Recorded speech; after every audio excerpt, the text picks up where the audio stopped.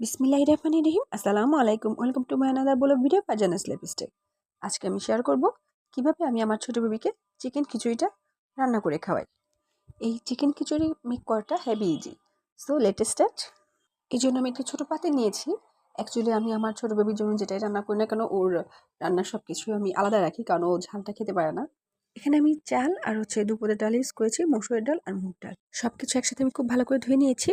দিয়ে এর মধ্যে দিচ্ছি কিছু গ্রেট করা গাজর। এখানে আপনারা আপনাদের পছন্দ মতো যে কোনো সবজি অ্যাড করতে পারেন।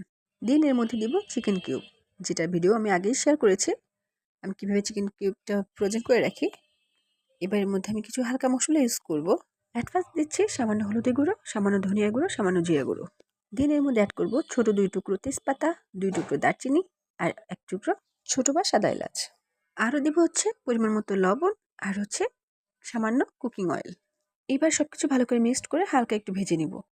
এখানে আমি এক সময় এক একভাবে করি, সেটা যেরকম কখনো দেখা যায় এভাবে হাতে একটু সময় থাকে ভেজে নেই, নয়তোবা সব কিছু একবারে দিয়ে পানি দিয়ে ফেলি, আর নয়তো চিকেনের ঠান্ডাটা ছাড়লে ভালো করে চালের সাথে মিক্সড করে দিই।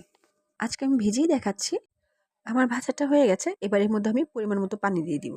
এখানে পানির পরিমাণটা একটু বেশি দিতে হবে, বিকজ এটা যেহেতু বেবি ফুড, এটা অনেক সফট হতে হবে খাবারটা, আর এর জন্য একটু বেশি পানি দরকার। আর এই রান্নাটা করব আমি সম্পূর্ণ মিডিয়াম টু লো হিটে। এখানে একটা জিনিস খেয়াল রাখতে হবে, সেটা বাচ্চাদের খাবার কখনো হাই হিটে রান্না করবেন না। তো আমি ফিরে আসছি, আমার রান্নাটা কমপ্লিট হয়ে গেছে। আপনারা আপনাদের বাচ্চাদের বয়স অনুযায়ী খাবারটা লিকুইড করবেন। আমি খাবারটা সার্ভ করে দেখাচ্ছি। আরও একটা ইম্পর্টেন্ট কথা শেয়ার করতে চাচ্ছি, সেটা যখন এই খিচুড়িটা রান্না করবেন, এর মধ্যে যে ভেজিটেবল ইউজ করবেন, এক এক দিন এক এক ধরনের ভেজিটেবল ইউজ করবেন। এতে আপনি দুটো বেনিফিট পাবেন। একটা বাচ্চা এক এক দিন এক এক ধরনের খাবারের টেস্ট পাবে, আর দ্বিতীয়টি কোনো সবজিতে যদি আপনার বাচ্চার অ্যালার্জি থেকে থাকে, তাহলে সেটাও আইডেন্টিফাই করতে পারবেন, আর সেটা অ্যাভয়েড করে চলতে পারবেন। তো কেমন লাগলো ভিডিওটি অবশ্যই কমেন্টসে জানাতে ভুলবেন না।